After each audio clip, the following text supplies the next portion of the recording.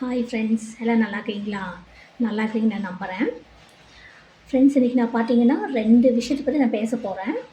அதில் ஃபஸ்ட்டு நேற்று ஒரு போஸ்ட் போட்டிருந்தேன். அந்த போஸ்ட்டில் அந்த பையனுக்கு கொஞ்சம் உடம்பு முடியல. அது எதிர்பார்த்த விபத்தா கொஞ்சம் போயிடுச்சு. போய் இப்போ கங்கால அட்மிட் பண்ணி 20,00,000 வரைக்கும் செலவு பண்ணணும் அப்படின்னு சொல்லி எல்லாத்துட்டையும் இப்போ ஹெல்ப் கேட்டிருக்கிறாங்க. ப்ளீஸ் நீங்களும் கொஞ்சம் சப்போர்ட் பண்ணுங்கள். நான் அதை பற்றி நேற்று போஸ்ட் போட்டிருந்தேன். பட் அந்தளவுக்கு இன்னும் ரீச் ஆகலை. வாட்ஸ்அப்புக்கு எல்லாத்துலேயுமே போட்டிருந்தேன். ஃபேஸ்புக் இது எல்லாத்துலேயும் போட்டிருந்தேன். எனக்கு கொஞ்சம் ரீச் ஆகல. கொஞ்சம் சப்போர்ட் பண்ணுங்கள். அந்த பையன் கொஞ்சம் முடியாம தான் இருக்கிறான். நிறைய பேர் அந்தளவுக்கு எல்லாம் பண்ணி ஒரு 6,00,000 கலெக்ட் பண்ணி எல்லாம் கொடுத்தாச்சு. ஆனால் இருந்தாலும் இன்னும் 20,00,000 செலவாகுங்கிறதுனால நான் இதை பேசிட்டு பண்ணிகிட்ருக்கிறேன். ஓகே ஃப்ரெண்ட்ஸ், அதுக்கு ரொம்ப ஹெல்ப் பண்ணுங்கள். தேங்க்யூ.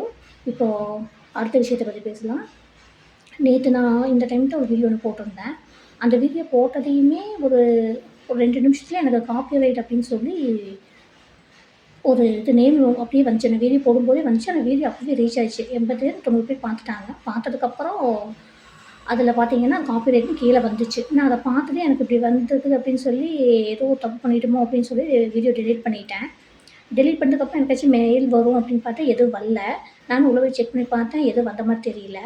மறுபடியும் இப்போ காலையில் மறுபடியும் ஒரு வீடியோ போட்டேன். சரி இது ரீச் ஆகுமா? நம்மளுக்காச்சும் காப்பீட்டு உரிமை ஏதாச்சும் போட்டிருக்காங்களா? இல்லை வீடியோ போட்டவங்கலேருந்து நம்ம எடுத்து போட்டதுனால ஏதாச்சும் ப்ராப்ளமா? அப்படின்னு பார்த்து எனக்கு வீடியோ எடுத்து போட்ட சைட்லேருந்து எனக்கு எந்த ப்ராப்ளம் இல்லை. ஏன்னா இந்த பையன் எனக்கு தம்பி மாதிரி தான். தம்பி முறை தான் ஆகுது. என் ரிலேட்டிவ் பையன். அதனால் அவங்க சைட்லேருந்து எனக்கு அந்த பிரச்சனையும் இல்லை. ஆனால் அந்த மாதிரி வந்துச்சு. ஆனால் என்ன பிரச்சனை என்னங்க தெரியல. எனக்கு இதை பற்றி தெரிஞ்சவங்க, யூடியூப் தெரிஞ்சவங்க எனக்கு அதை மாதிரி சொல்லுங்கள். எதனால் அப்படி வந்துச்சு அப்படின்னு. நானே ஆக்சுவலாக அந்த வீடியோ இன்ஸ்டாகிராமில் போட்டு நான் அதுலேருந்து எடுத்து போட்டேன்.